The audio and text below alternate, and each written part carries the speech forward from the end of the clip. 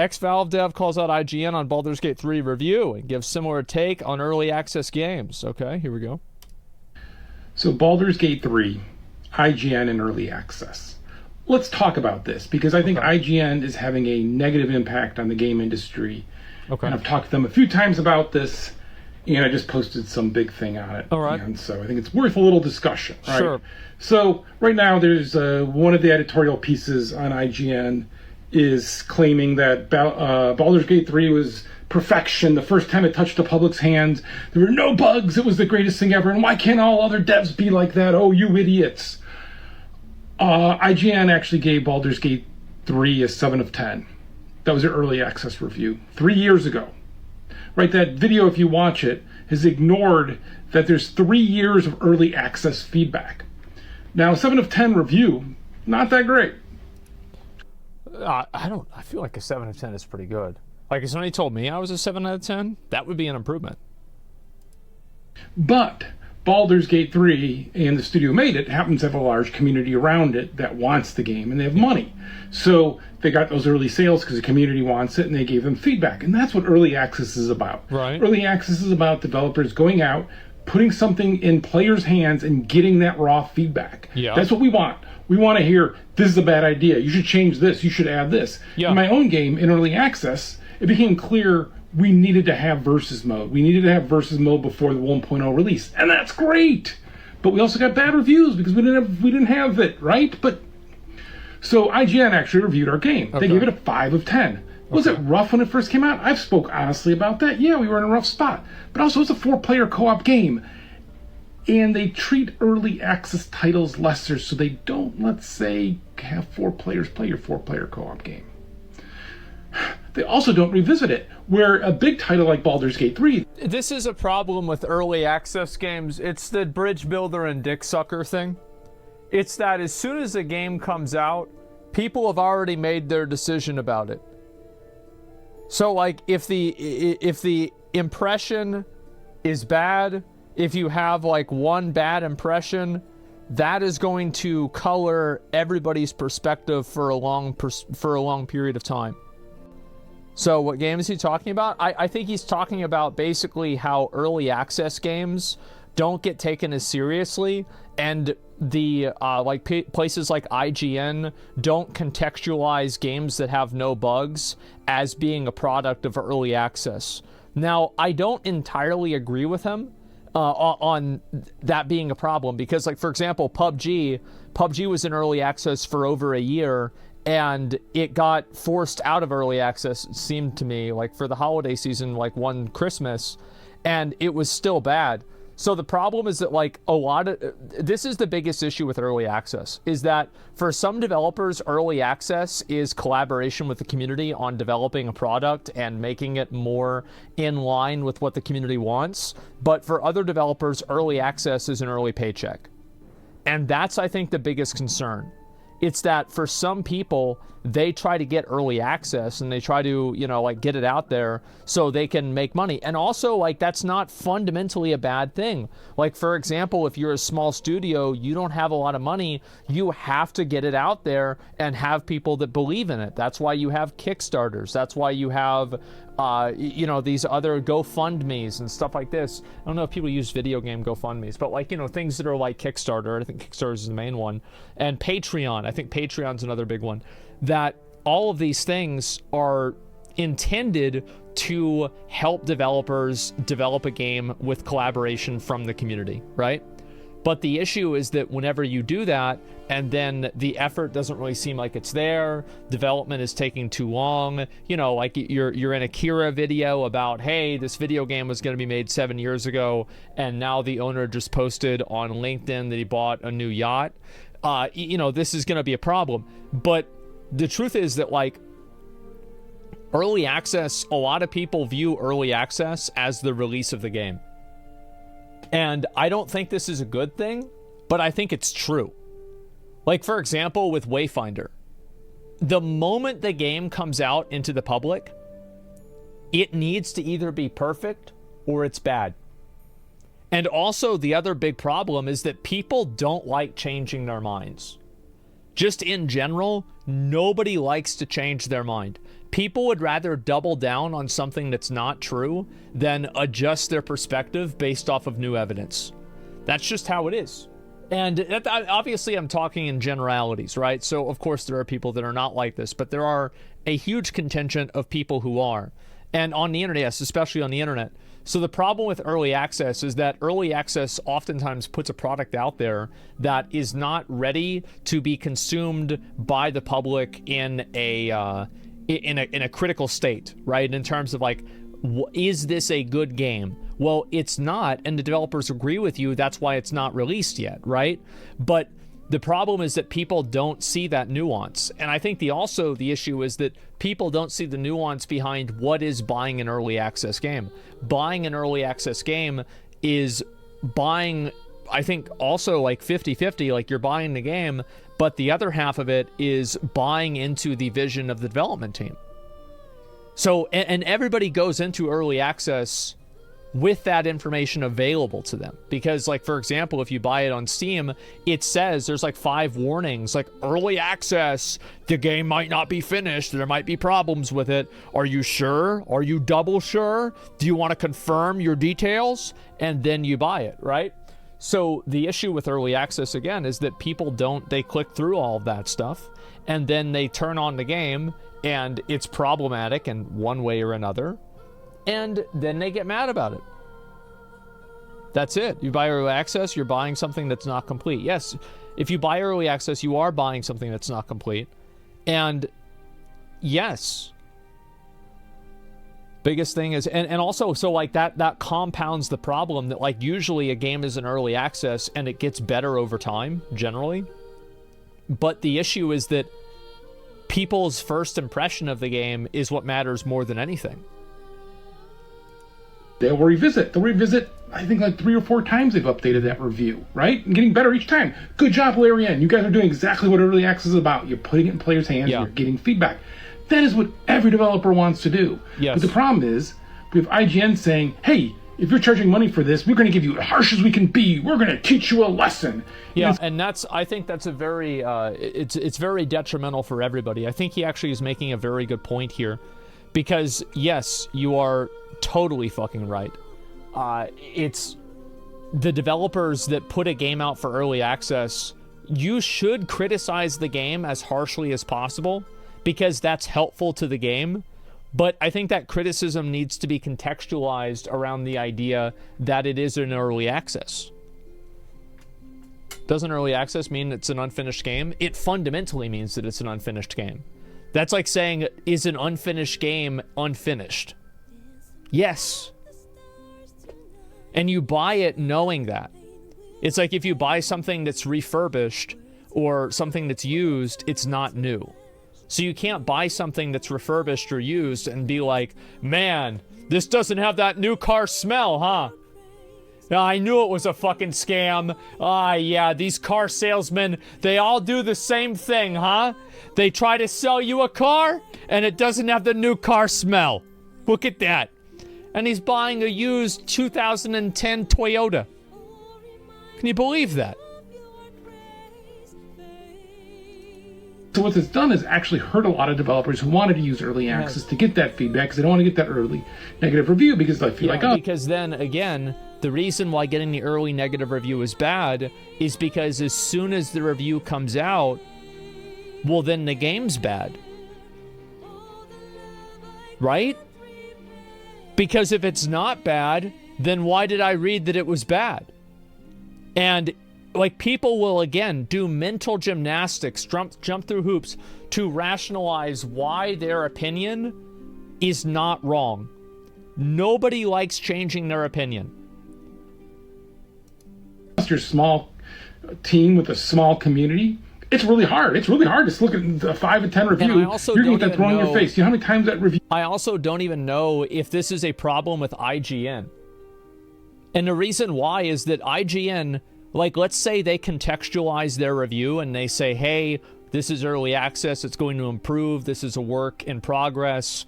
You know, you have to understand that. You can't just go and say that, you know, this is the finished product, so please keep everything that we say, keep that in mind with everything that we say. If they said that, nobody would listen. So is it really IGN's fault that the community is stupid? And should IGN not review games because the community is stupid? Well, I don't agree with that at all. I think the IGN should be able to review whatever they want. But it is a problem that I think the community collectively needs to overcome. Because the issue, again, is that early access is simultaneously used as a shield for long development cycles, missed promises, failed promises, games going into development hell while still trying to raise more money through a cash shop. And this is, it kind of, it's like, it's like, you know, you have like 100 M&Ms and 5 of them are poison. Do you want to eat any of the M&Ms? Well, no. So people have the same perspective with early access games. So like just a few of them spoiled a whole bunch. A few bad apples. You gets reposted on our Steam forums. Not anymore. People like our game now. Now we're awesome, right? But have we gotten re-reviewed? No! Of course not! We're a tiny studio, we're early access, who cares? I mean, eventually when we go 1.0, I hope we get reviewed. But maybe not. Who knows? Maybe they'll think, yeah, we did those guys already. Or, hey, shuts an ass. He keeps bringing this stuff up. But, right? But that is the thing. That is the thing. Would it be healthier if IGN and other review platforms did reviews of games, but they did not assign a number value to reviews of games that are in early access? I think that would probably be the best middle ground that I could think of. Because I think that they should absolutely... And also, like, I keep in mind, everything that I'm saying, who the fuck am I to tell them what to do? They can do whatever they want. Right? I'm just saying, like, what might be better for people as a whole. Because that would solve the problem of, like... The problem is that it's a 5. Right? Like, a 5 is a number, it is an idea, 5 is half, 5 is bad. You get a 50 in school, dad's pissed.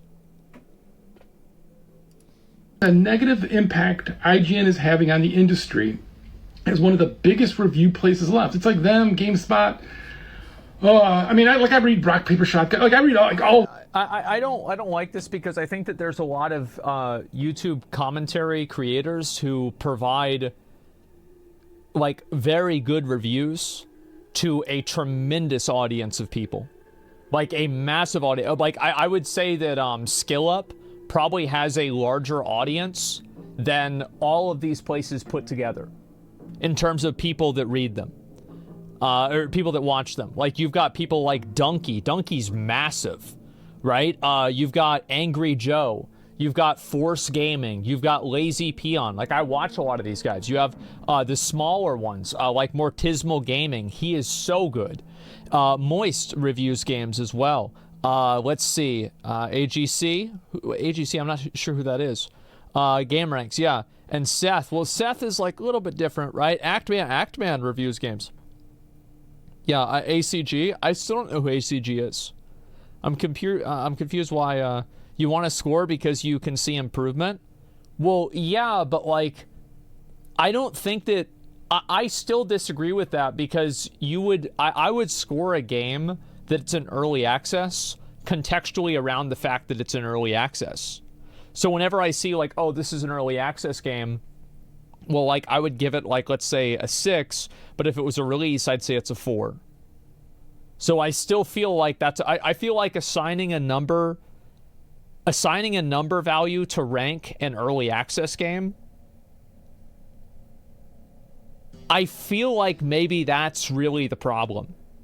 Because we all agree that reviews, you should be able to review anything you want, right? Of course. And we also agree that putting a number value on, maybe people don't agree with this, but I do, putting a number value on a game solidifies the way that people view the game. So it's like, it's not good to solidify the way people view a game whenever the game isn't solidified itself, right? So maybe the best thing to do is to review games and not assign scores to early access games. I don't know. I think that seems like the smartest thing. I'm talking a lot. I'm sorry I'm taking so long, but I just have a lot to say about this. If we were judging an art sketch, the artist and the community would be so mad. Gaming is the only one that doesn't care about it. Well, it's because whenever you're judging an art sketch, you usually don't have to pay for it. And the issue with early access is that whenever you're charging money for a product, you are still buying a product. And people just ignore the buyer beware of early access and just completely ignore it. Totally ignore it. And they say, that doesn't matter. You charge me money, the game should be perfect. Which I think is an unreasonable perspective from the buyer. Because you're buying something with all of the prior knowledge that it's not going to be ready yet. I think it's just people being unreasonable. Maybe you should be a different... why are you typing it over and over? I read it the first time. You typed it before then. Why are you typing the same thing multiple times? Stop it. The smaller ones, but like out of the big ones, there's only so many big ones. And they hold early access. Just 5 seconds. I mean, I read Rock, Paper, Shotgun. Like, I read like all the smaller ones, but like out of the big ones, there's only so many big ones. Yeah. And they hold early access as this thing that you have to have perfection there. And then they ignore it. Well, the problem is that if they contextualize everything around it being early access, then they get shit on by these like hyper negative gamers that are just like, I hate everything about video games nowadays. I hate battle passes. I hate microtransactions. I hate $70 video games. I actually hate $60 video games. Video games now are woke garbage, and the only good games are on the Super Nintendo, okay? And there's a lot of people like that, and they're going to get shit on, the reviewer gets shit on whenever they contextualize things around them being early access, because there are a lot of those people. Own rants in their own effing rants where they talk about this. They ignore it. And why I'm a little agitated by all of this was I actually did a podcast with Dustin a few months ago where we talked about day zero patches. And I feel like somebody said early access is just used as an excuse for developers to sell dog shit and get away with it. So do you think Baldur's Gate 3 was dog shit? Uh-oh. Give me another example besides Baldur's Gate 3. Hollow Knight, Last Epoch, Hades, Valheim. Baldur's Gate 3 being an outlier doesn't change what I said. It's often used by bad actors. Okay, so it's not always used as an excuse. You're just saying that, like, sometimes this happens. Yeah, no, I agree. I definitely agree. Yeah, sometimes you're definitely right. Sometimes this happens, but to just say that early access is an excuse for developers to sell dog shit and get away with it, I think that's so stupid. It's so reductive, and there are tons of examples that prove that wrong. People in chat literally just got done typing like 20 of them. So are there games, and also there are games that come out, they get released, and they're dog shit too.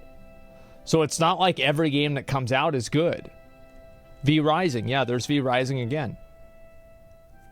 He never said always. Well, I think that if you make a statement like that, and you say that early access is just an excuse, well, that's not really true. Whenever you can come up with a bunch of different examples of games that's not the case for, and many success stories for games that have grown out of early access, then no, you can't just be like, oh, well, of course there's exceptions. No, there's not just exceptions. No, this is a very common thing.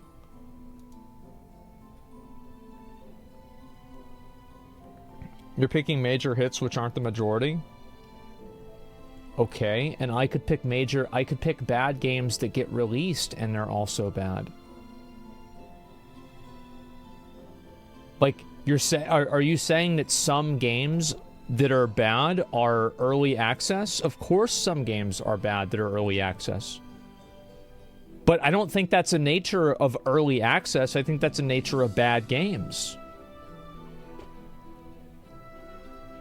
It doesn't make any sense. Yeah, it defeats his argument of generalization. Yes, of course. Picking major hits, yes.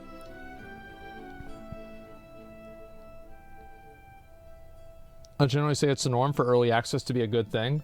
I think that early access is usually a good thing.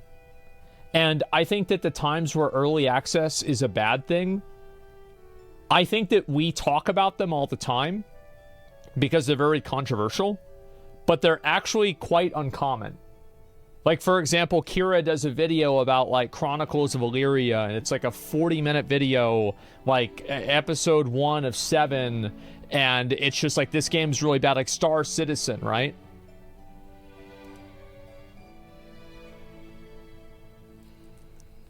Yeah, I never said always. Every positive early access game released, there's 10 that are garbage fails. I agree with you, but I don't... That's definitely true. Absolutely, that's true. Like, I mean, you're just making up a statistic, but let's say that's true. I think that for every 10 games that get released, one of them is good. Like, I don't think this is an outcome of the game being early access. I think it's an outcome of anybody being able to make a video game. This argument is changing, of course. Depends off the early access has improvement of the game as a purpose instead of going early to make more money. Exactly. And that's the buyer beware. And that's what I'm saying before about this whole thing, is that I don't think that you can accurately... It was misled, right? We can't team with a somebody shuts down, rock, paper, shotgun. Like, I'm so sorry, guys. I don't think that you can just take you can't just take the word early access and say, yeah, this is always a bad thing, or early access is just a way for companies to, like, extort people out of money. Are there cases where this was happening? Yes. Does that mean that it's the norm? No. Are there a lot of early access success stories? Yes. So I don't think that we should look at it categorically at all, because it does seem like it's a really big mixed bag.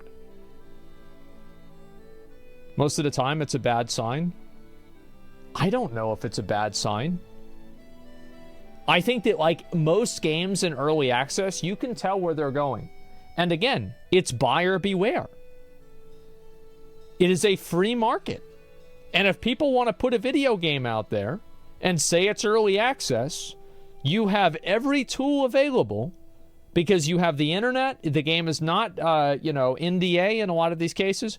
You can look this up, you can educate yourself on the game, and you can make an informed decision. Investigate and wait. Yeah, Rust did early access. Look at that. You did get early access to D4. I got the beta. Everybody got the beta. I didn't get creator or like press early access. No, I didn't ask for it. I wouldn't have taken it if I had. In the spirit of creating and getting feedback, shouldn't early access be free? No, because people need money to run a studio. Have you forgotten that you need money? Do you remember that? They need money. So they put the game out there for early access for people that want to support the game and support the vision of the developers to do that. Because they need money.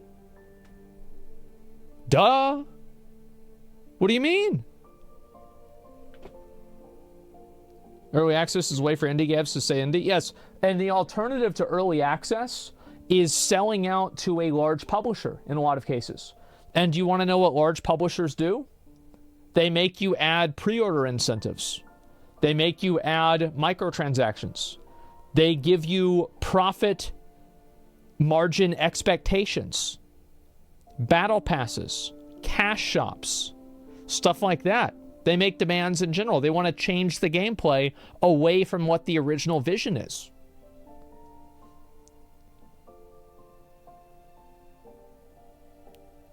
Do you really think... Here's a great question. I love PoE, but do you think that the Kirak Vault Pass would be in the game if Tencent didn't have ownership in the company? Or do you at least think the chance of it being in the game would be lower? Come on.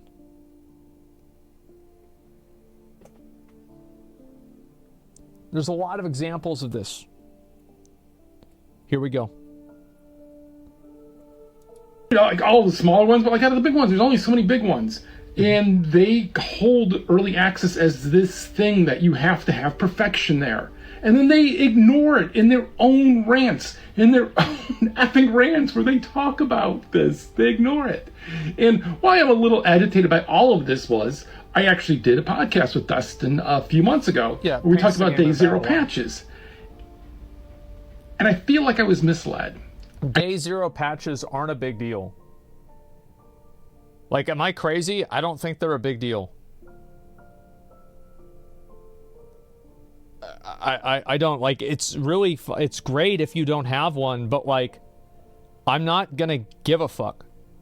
I feel like there was an agenda behind asking me on there, and they weren't listening. And then they didn't get the answer they wanted. And that they wanted to say, why do game developers hate gamers or something, instead of like, hey, games are hard, and releasing it to a large pool of players, and all of a sudden you have some crazy set of computers, makes making games difficult. So every time we get more players to play our game, we learn more about what we need to make. And again, we're 4 people right now, okay? We're 4 people doing updates. Well, this is also, like, one of the negative sides of, like, one thing that, like, the proliferation of things like Unreal and Unity Engine, Skyrim Engine, Roblox Engine, that people are using to make games now all the time, one of the negative things to it is that video games are not only being made by massive studios. They're being made by very small groups of people. And because they're being made by a very small group of people, a lot of the resources that large studios would have in order to test games in certain capacities, these smaller studios don't have those resources. And also, like, if you compound that, like, for example, how many variables are there in Super Mario World versus how many variables are there in Super Mario 64 versus how many variables are there in Super Mario Sunshine versus Super Mario Odyssey versus something like The Witcher 3, right? Like, you get into this, like, infinitely scaling possibility of variables. And that's whenever I think that being able to test for every use case is functionally impossible. That's why, like, even all the old games, people have all kinds of, like, little bugs and, like, weird things they can do with the old games, even if they're, like, small bugs, and it works quite well. Like, if you look at, for example, a Super Mario Brothers speedrun, they're doing all kinds of cheesy things, like jumping through blocks and shit like that. That's because those games were buggy, too. It's just that there were less variables, and it was less evident. And also, you didn't have the internet, where everybody was collaboratively figuring out the different ways to cheese the game. Gonna release sometime this fall. I like our game. I play our game multiple times. I play our game every day, but even just because we're testing and stuff, right? But even with the community, I ask people to play because this is fun. I like versus. I like asymmetrical versus like that, and so I really like our game. But if you go out there and look at what reviews are, and it's all early access, oh, you've got to be like, that's just the wrong effing way to do it.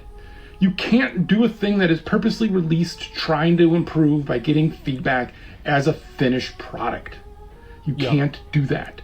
And by doing that... And, like, I would also say that, like, if they released the game, like, they actually did a full release of the game, and they said, hey, you know, this is a full release, and then they used what they were saying now as an excuse, I would shit on them.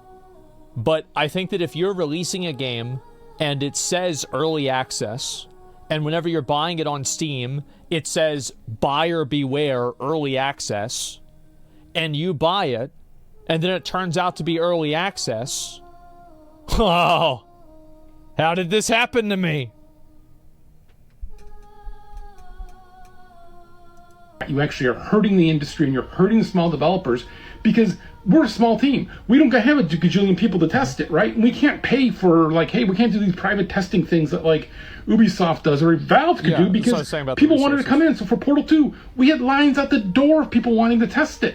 I don't have that. I have some friends in the industry, and I can go through those. But, like, if we just want to get, like, come and Joe on the street, it's really hard. And so we do it by releasing the game in early access, thinking that's a way that we can experiment and do that experimentation and get that feedback. And I think if you go to our Discord, we listen. We take that feedback. We're always asking for more information, for logs, whatever. We're trying to improve the game. And that's what early access should be. And so when one of the major review sites removes that ability for early access to be that, I'm pissed. And that... I really cannot find a way that I can disagree with the idea that assigning a number value to a game in early access is a positive. I cannot think of a single way that it's a positive. It's not, yeah, I don't know. That is kind of why I'm agitated about this. And sorry for the Baldur's Gate 3 people, because you guys made a great game. Actually, normally don't play these kind of games, but I've been playing it because it is so much fun. You guys it's magical. You guys did do a great job. And you could do a great job because you had 3 years of feedback. 3 years, that's longer than the entire development cycle of my game. Right? That means they had how many years before that, right? So that's like, gotta be at least 6 years of development? Like, that's a ton of money. God bless them, though. Like, God bless them, right? Because you could get that much money. Is he crying? Is he crying? I don't think he's crying. I think he's just talking about it. What do you mean? Is he upset? I don't think he's upset. What's he saying that's wrong? They earned it, though? Well, yeah. It's a bit emotional, it seems like. I don't care. Like, I don't really, like, yeah, that doesn't really matter to me. I'm just saying, like, yeah, he's saying his opinion. Yeah, exactly. Nothing he's saying is wrong, but what is he trying to imply? He's trying to imply, so what he's implying is that Baldur's Gate 3 was improved tremendously because of the research and player feedback that they received through early access for the 3 years that it was in early access. He's also saying that IGN originally gave Baldur's Gate 3 a 7 out of 10 while it was in early access, and he finds that to be problematic because rating games in early access, the rating sticks, but the game changes. So people will go back and see the rating, and then they don't actually look at the finished product. So I don't see, like, there's, like, people are memeing on this guy. There's nothing that he's saying that's problematic. He's completely right about everything. Like, I don't know why people are being hostile or rude. Like, it's so weird to me. Because he's being completely authentic about this. And have it go poorly, so God bless him. But, man, you gotta get people to rethink how they think about early access. You should know you're jumping in on a rider. Yeah. Maybe it'll be good, maybe it won't. But you're gonna try it, and you're gonna get feedback, and you're gonna learn. And sometimes I get an early access title, I'm like, ain't ready for me yet. I could give the developer some info, but I'm not sure if the game is for me or not yet. So I may steer them wrong. So I'm gonna let them go a little bit more, and then I can give some feedback, right? I do that all the time. So just wanted responsibility for buying early access. Do you think this is like another one of those examples of like people that are trying to skirt personal responsibility? Of like, I did the thing not to do, and now I'm upset that I did the thing? Because I feel like that's kind of what it is. Because everybody goes into early access knowing what they're getting. So if people aren't happy about that, then, like, for example, like, I think it's a problem if you buy something and you don't know what you're getting. But if you buy something and you know what you're getting, what the fuck? Maybe they should add a 6th pop-up saying, yeah, beware, this is early access. Maybe that would work. Then why release the game for purchase rather than open a Kickstarter? So you can have early access and control perception without getting public reviews? Rather than open a Kickstarter. So you think that you think nobody should be allowed to have early access? You can only do a Kickstarter? What? Like, what's wrong with you? Like, why are video game players so stupid? How does this happen? This is so unsettling. Because, like, these are the people that are talking to the developers. It's incredible. How can people be so stupid? Why do they put it out for money? I don't know. Why does anybody do anything for money? Holy shit. This is scary. Post this because I wrote something up on some other platform that I hate and that I don't want to be on anymore. Yeah. Again, also, yeah, another very good fact. Kickstarter is not free of scams. And I'd rather be here with you guys because I like you guys better. And I don't think the CEO of ByteDance wants to fight anybody. ByteDance? What the fuck is ByteDance? Probably. ByteDance. Oh, TikTok. Yeah. Okay, let's go ahead and read some comments about this, and I want to move on to the next topic. Dragon Force almost got a strike on their YouTube. Yeah, I did see that. Some developers post fake gameplay or misrepresent the product. Do you think that's what I'm talking about? I'm curious, do you think that's what I'm talking about? Not necessarily, of course, because it's not. Because people have an opinion, and they will do mental gymnastics to justify the opinion. Because they are unwilling to change the way that they look at something. Because if they change the way they look at something, the implication of that is that they were wrong. And they don't want to be wrong, so they do mental gymnastics to make excuses. Gamers, exactly. Unwilling to admit they're wrong? Yes. It's a lot of good points. Same time, it seems like a lot of whining. Early access doesn't mean as much whenever you have AAA studios releasing games fully that might as well be early access. Cough, Diablo 4 cough. Also, Larian was super vocal with the community all throughout early access, while many studios say hardly anything. Not saying that his was one of them, but there can be multiple factors involved with IGN not updating the review of the game. I think that the problem is fundamentally that IGN is assigning, and game studio or game review platforms are assigning number values to rank games or to rate games that are in early access. Because I think a rating of a game that's in early access that is not including a numbered review, I don't see that as a problem at all. But I think really the problem is the fact that the game was ranked a 5 and not the fact that the game was reviewed. Because people remember the 5 and they don't remember the actual review itself. Why they're charging for a product? It's a product?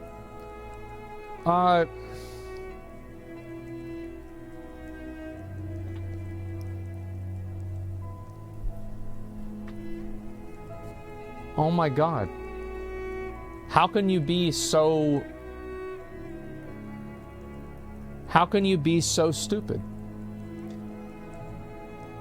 They say that it's early access.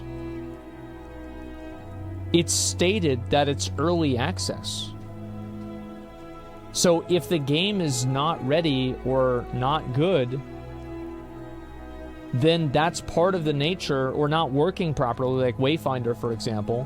That is part of the nature of it being in early access. If it wasn't, now you can say you don't think any game developer should be allowed to do early access. People can only release finished games. Like, that's a stance I can respect. No, I think it's stupid, but it's a principled stance. But saying that, like, you release a product so that's it, well, you also bought the product. And you bought the product with full knowledge, knowing what you're buying. So are they stupid for selling it, or are you stupid for buying it? If you buy a pet rock and say it doesn't walk, who's stupid here? Let's see here. Points per solid. You're going to review and give scores to an early access game. You should very well update them and not leave a bunch of indie and smaller games hanging. Yeah, I think that's definitely an issue. If they had updated the score, it probably would be better. Definitely, let's see here. So on one hand, he's complaining about IGN reviews early access games unfairly, and on the other hand, he's arguing that Baldur's Gate 3 is able to be so good in large part because they had 3 years of early access, that many games don't have the time. That's a lot to unpack. Some valid, some not. Well, what part is not valid? Okay, my first response would be that I don't take IGN reviews with more than a grain of salt. Okay, so his personal opinion is that he doesn't take IGN reviews seriously. So that means that it doesn't matter? Like, what does this mean? So I don't take IGN reviews very seriously, so that means that... Okay, I mean, I agree. I don't either. I don't take anybody's reviews seriously. I go on Twitch, I watch the game. If the game looks fun to play, I play it. That's how I make decisions. Sure. But, like, you have to be able to understand that many people are not the same as that. Many people see the number, and that's it. So, like, it doesn't really matter what I do. Oh, well, this doesn't really matter because I don't do that. Well, we're not talking. That does not revolve around you. Video game reviews in general are problematic. Industry because of the incentive to appease AAA companies. Access journalism is a huge problem with video games. I definitely agree with this, and I think it is a huge issue. I wish that everybody could get a review copy. I don't like how some people get review copies and some people don't.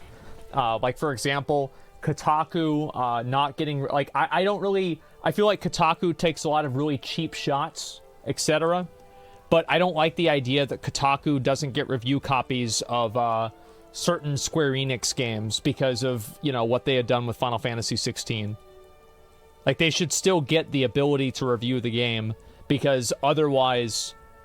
Like, because effectively, like, whenever you boil down... And I completely disagree with what Kotaku did. Like, I hate to be defending Kotaku, but please understand the core of what this is. The core of what this is that a video game was reviewed in a way that the developer didn't like, and the developer withheld access to future reviews because of that. Fundamentally, that is bad. And if you can't understand that, you can't see past your own hatred of Kotaku. The Nintendo situation, I think, is different because it promoted piracy of a game, which breaks the law and actually damages the company. So in Nintendo's case, I would actually defend Nintendo not giving them review copies. However, in the Square Enix case, I do not. I think that everybody should be allowed to review games. They literally slandered Square Enix, though? How do you define slander?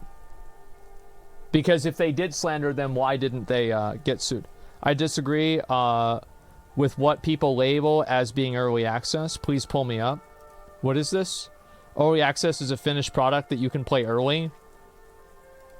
Okay, all right. Why do you want your message read so much? Nobody, including the devs these days, know what early access means. They mean to call it an alpha if it isn't done. So if they called every game an alpha, would you have no problem with it? So is this this is a terminology problem? This is a vocabulary problem?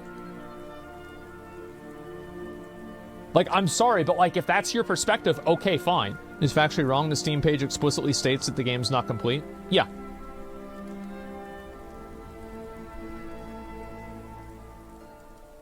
Yes, if you mislabel things, people have different expectations. Okay, maybe I should try to buy a game that's early access right now on Steam. I don't really want to because I don't want to buy another game. But so whenever the label, so like you're very focused on labels, and so you imply that labels are important and that people care about labels. So under that logic, what about the label that says early access means that the game isn't finished? Does that label matter? No, because I said so. Sure, but call it an alpha. Why call it early access? Why call it an alpha? Why not call it early access? Do you think that there is something that's fundamentally problematic about it being called early access? Because like what you're saying is that like an alpha for a game means one thing in your mind, but are you certain that if, like for example, let me think of a game that was in beta. Ashes of Creation. Here's a great example. Ashes of Creation got a lot of shit whenever it came out, and it was a pre-alpha, and people still shit on it. If you go and you read my comments for the video that I released yesterday of Ashes of Creation, where they endlessly preface everything they say about it being a beta, or sorry, like a not a finished product in an alpha, people still say the exact same thing that they say about early access. So I think in the mind of the consumer, early access and alpha, not ready, beta, all of these words effectively mean the same thing. And maybe they don't effectively mean the same thing, but they functionally do. If somebody sees a game in early access, if somebody sees a game in alpha, if somebody sees a game in beta, and it's not ready, it's a bad game.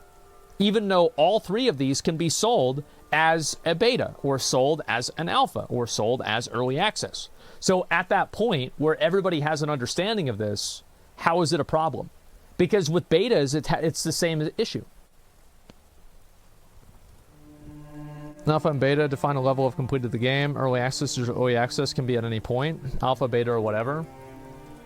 But that argument is completely destroyed whenever the early access term is defined by Steam on the purchase page. It's not like this is some sort of like industry insider knowledge. You have this statement that you click, I'm okay with this, whenever you make the purchase. Anyway, let's read a few more of these. So I think early access, kind of suffers from a Boy Who Cried Wolf issue. It makes me feel critical of it because sometimes the game just never gets truly finished. Yep, true. I understand complaints from other devs. Exactly. Let's see here. I think what Larian did with Divinity Original Sin 1 and 2, they both had early access. 3 years of early access on a 70 to 120 hour game is nothing, especially if they listen to the fans and fix shit. I don't know. I think that it gives you a lot of, like, the game plays the same probably in Act 1 than it does in Act 2 and 3 of Baldur's Gate. Like, it has the same types of interactions with NPCs. Like, you click on NPCs to talk to them. You open a menu a certain way. It's not like the menu opening changes things. Like, and also, like, look at what happened with Diablo 3. Remember whenever Diablo 3 came out and Act 1 was perfect and then everything after that was garbage? Why? Well, because the beta was only Act 1. Let's see here. Valve devs whining about game that has number 3 in it. Oh, that's kind of funny. Larry's biggest weapon is studio head, also the director of the game. They make it also still works as developer. They don't have suits convince them. Yeah, for sure.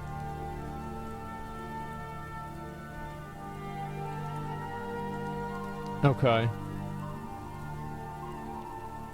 Should we have to Brandon Hura running for Congress? Yeah, I don't know about that. Let's see this. Larian came to a point where they had to do all their games in early access because they were close to bankruptcy. Early access literally saved their studio. Yeah. Genuine question here. How would you distinguish between early access as far as pre-ordering the new Mortal Kombat and playing 3 days early, and early access where you play a small build for a period of time before the game is finished? Well, you would distinguish because you would look at what the game is, like, what they're saying that you're getting. Like, I don't know. People have, like, 7 different terms for this. Yeah, there's pre-release, there's early release, there's early access, there's, let's see, I don't know. There's, like, 5 other fucking terms people use. Demo, 3-day head start. That's another big one. Yeah, head start is a very popular one. It's, again, like, I don't know why people are, like, this is what I'm saying, right? People are jumping through hoops to justify an unreasonable position. It's so annoying to see people, well, what if, okay, so what if, like, maybe, like, okay, so, like, maybe if, like, Jesus Christ, fuck. Early access is good for a lot of developers. Obviously, some developers use it as an excuse, but I think that in general, it is a net positive. People should exercise their discretion when buying games with early access. And whenever you buy a game that has early access, you cannot expect it to be perfect.